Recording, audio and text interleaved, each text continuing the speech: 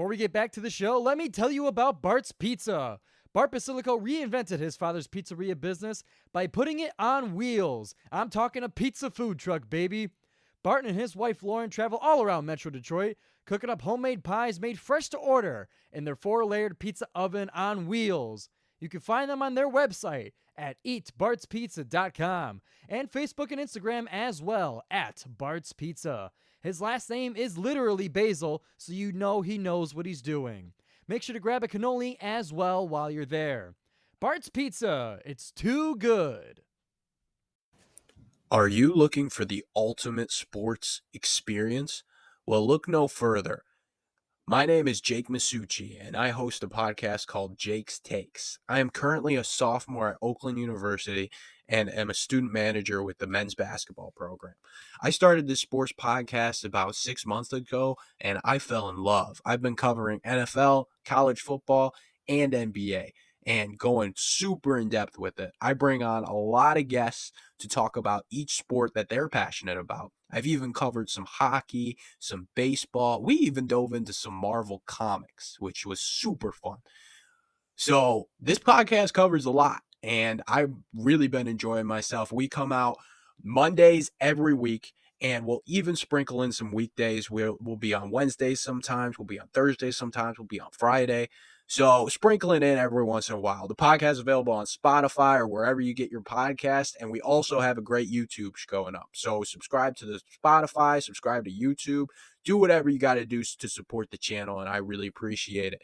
And I'll hopefully see you guys on the next episode of Jake's Takes, but enjoy listening to Giovanni. Peace.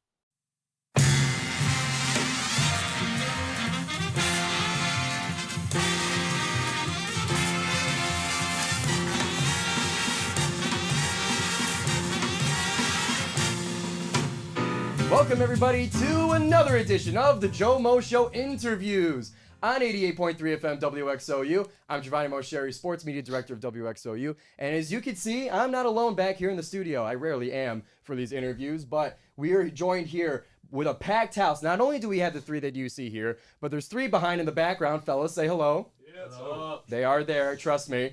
And we're joined here D3 Club Hockey at Oakland University, joined by Duncan, joined by Jack, joined by Brendan. Fellas, how are we doing, and welcome to the show. Doing good. Thanks for having us. Thanks for having us. Yeah, I do love getting into the club sports. We had on the show the D1 Club Hockey team earlier, so for those who aren't familiar with how Oakland University club sports are, they might be a little bit confused. We have two hockey teams, so guys, kind of explain yourselves. What's with the confusion? So yeah, there's a D1 and a D3 team. So it's two separate leagues, but we're both within the ACHA, which is the American Hockey Association. Mm-hmm.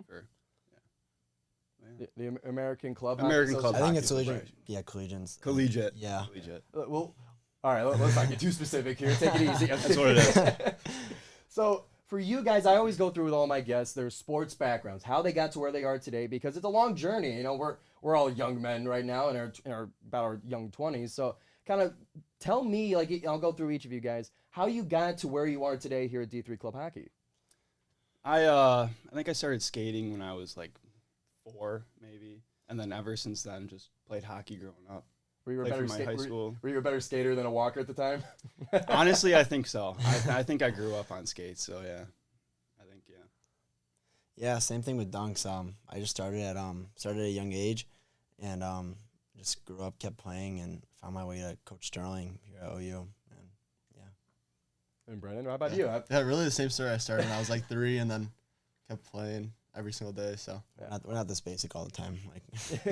So, and I've noticed that as a trend in general with hockey is that usually, I mean, not only like the starting young part is kind of a decent part of it, but like you guys, I mean, that's a long time to be playing hockey since 4 years old. So is that kind of in general how the hockey atmosphere is? Like that's your one sport to play? You know, it's a lot of guys do multiple sports, but it's kind of like if you're playing hockey, you're in on hockey. yeah, it's very time consuming. So you really put everything into hockey. Yeah, especially like at a young age though, you tend to find kids like maybe like playing lacrosse in the spring or baseball, but like during fall and winter, I mean you're kind of locked up and occupied. Oh yeah. Yeah, and then like for some like the younger clubs, is it just kind of because I played AYSO soccer. I played little soccer leagues when I was younger, and then just kind of different sports throughout. But for you guys, like, was there like a singular club hockey team to join when you guys were younger? Like, I'm kind of curious of like the young hockey atmosphere. I'm not familiar with it. So it's kind of like you grow up playing, they're called like mini mite teams. And so those are like a really young age. And then you just kind of go up in the leagues from there. You play locally, you can travel. There's so many different leagues you can play in. Some guys play AAA, which is a higher level for the young guys. There's AA.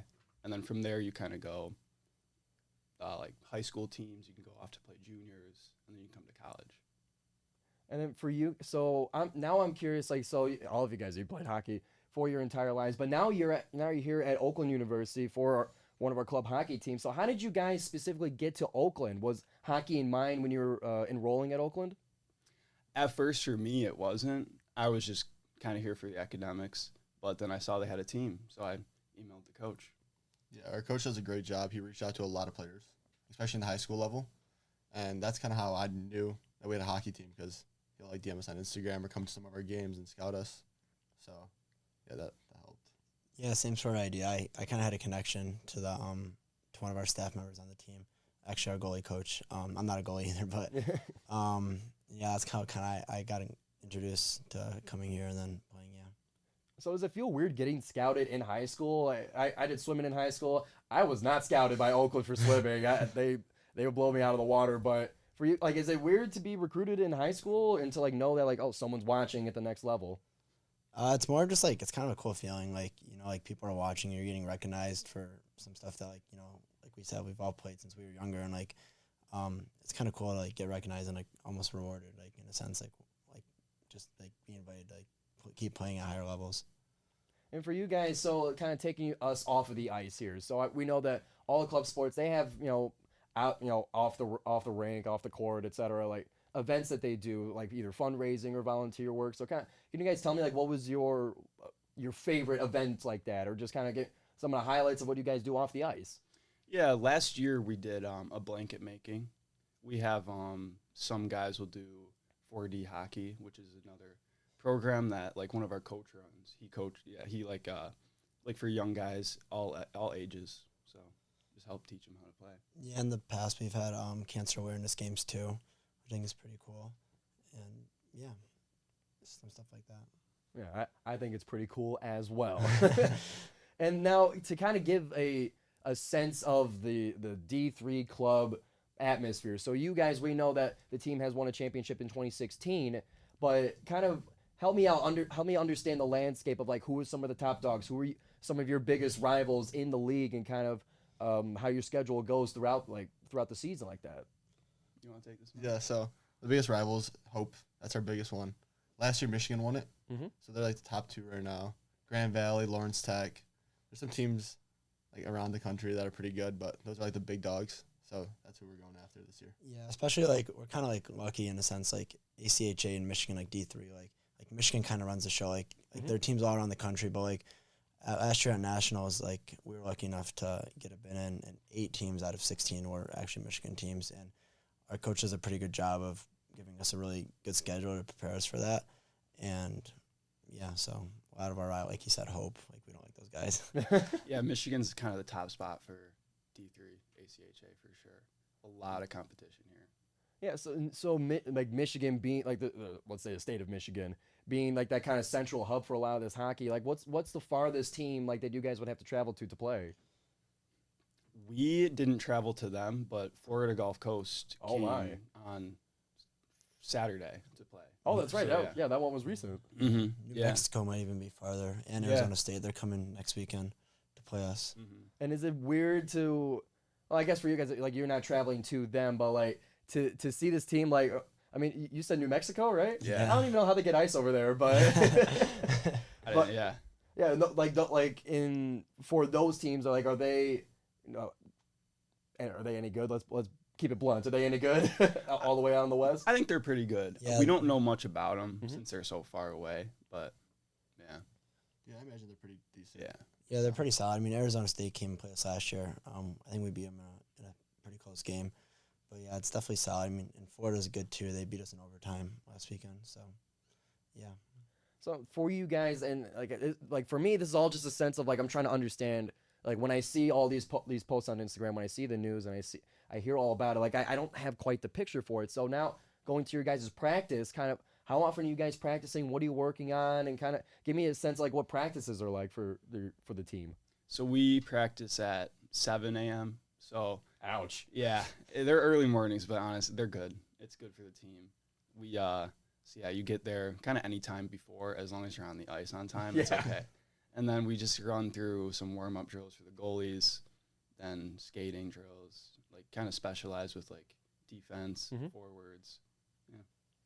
Yeah, we're also in the gym Monday and Wednesdays, so after practice or sometimes before practice. You got to throw around that iron, of course. Yeah, you got to. And do you guys prefer, so I'm sure like throughout your careers you played, like you've done some night practices and you've done some morning practices. Do you guys have a preference, like morning versus like night or even afternoon practices? Does it make a difference? 7 a.m. It kind of sounds awful, but like after it's done, like it's kind of nice. Like you get in a routine of like waking up early and just getting it out of the way is like, it's kind of nice. Gets your day started. It's kind of rewarding. Yeah. Yeah, I like it. 7 a.m.'s for sure. Yeah, it's nice to just kind of get it out of the way and you got like the rest of the day too. Yeah. Yeah, for me, like when I was swimming back in high school, I mean, we would do morning weights like at 5:40. Like we had to be there at 5:45 in the high school, and I'd be so tired all day long. And I'm like, can we just do this after school? Are you kidding me, coach? Yeah. So like you guys like kind of getting through the rest of the day. Like what's the recovery like once you're out of practice? Well, honestly, it starts the night before. Yeah, it's all about going to sleep on time. Yeah. 'Cause then, but I know a lot of guys, if they don't have class, they'll go back and take a nap. But a lot of guys do have class, so. Yeah, you guys power nappers? Yeah. 15 This minutes guy loves his solid nap. naps. Yeah. I can't do 15. It takes me 15 minutes just to start. When you got the early mornings, you gotta do what you do. Yeah, I'm sure you guys have gotten into a routine at this point.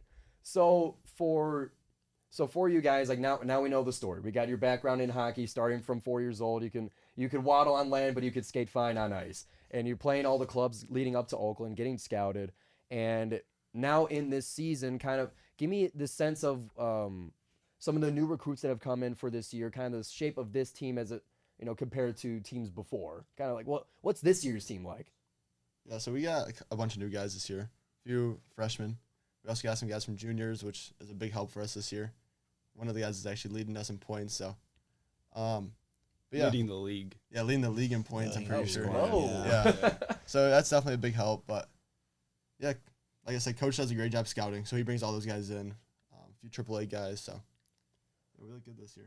Yeah, and tell me a little bit about Coach. You guys have sprinkled him in a little bit, but just kind of like for those who aren't aware of what your coach is like, kind of help me get introduced to your coach, what he's done, and kind of how long has he been there, all that kind of stuff. Give me a little profile.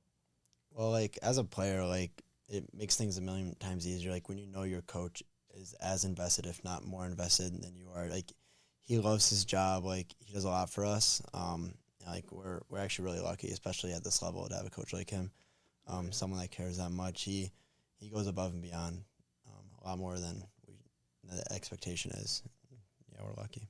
Yeah, with the scouting and everything, pulling in the guys, the early mornings, he's always there. So he's good. He's tough. It's good though. We need it. Yeah, I was about to ask like his kind of coaching style. Is he more of like you get on the ice at 7 a.m. and like is he more of the strict type or like kind of positive reinforcement? Because there's a lot of different ways that you can coach. So what's his style? I'd say he's more strict. It's kind of if you're not on the ice on time, we're gonna skate. But He's a player's coach as well. Like, he's like, you can go and talk to him about anything. But if we need to be put in check, he'll put us in check. So. when it's go time, it's go time. So it kind of separates like business versus just kind of messing around a little bit. Yeah, to me, I always found that very important when to go back to my swimming days. So what I noticed in some of the upperclassmen was that they had a fine separation between when it's time to put your head in the water and work, and for you guys go on the ice and work, and there was time to goof around and obviously be a team and kind of be that kind of community. Is it kind of same way for you guys and for more of the players? I think so. Even when we're on the ice, we're kind of joking around, like having fun with it. Exactly. You got to have fun with the sport. So. Yeah.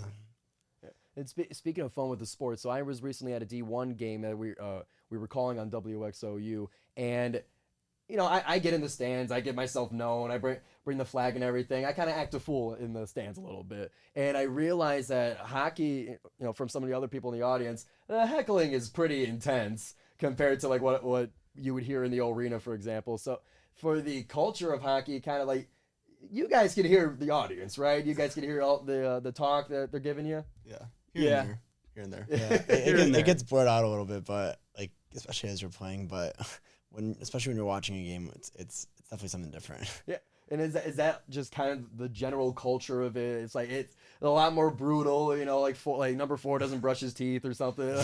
There's a lot of that on the ice. Yeah. Yeah, and I'm paraphrasing here. We'll put it that way. So you guys don't necessarily take a lot from the crowd in that way. No, Like from your spot on the ice? Yeah. I mean, you could definitely feel energy, like whether it's Yes. positive or negative, you feel energy. But you can't like really like if someone's cussing you out from the stands, like you might not get word by word, but Yeah. You just hear it's like, oh, they don't like me. yeah. When you're playing, you're just so focused on the ice. You hear your teammates, maybe the coaches, but you're not really hearing the audience too much. And kind of going now to the physicality side of the sport. That for the spectator, that's where the spectacle is. The crashing up against the boards, piling up against the net, all that kind of stuff. Like, is that something that you get, like that kind of aggressive mentality? Obviously it's a contact sport. Is that something you kind of needed to develop over time, or is you just kind of came in? It's like I want to hit these guys. I'd say it definitely takes time to develop. When you're younger, you're not allowed to like be too physical, just for safety reasons. Yeah. So yeah, I think that's kind of where it develops. But then playing in the culture, it's kind of you're out there. You want to. It's just part of the game. Like if that kid back there was on camera right now, he'd be jumping up and down. He loves it. He's our guy in front of the net. He strikes me as the aggressive type. Yeah. But yeah, it's part of the game. Like you need that to win. Like to keep things like stable. Like yeah, it's just you got to learn how to play. Like when you know you're gonna get hit, taking hits to make plays. It's just part of the game. And it's always kind of like, I'm sure you got to make the decision, like if you're about to get hit or about 2 hits, like you kind of make the decision, like, am I going to throw myself at this, or am I going to save the hit for another time?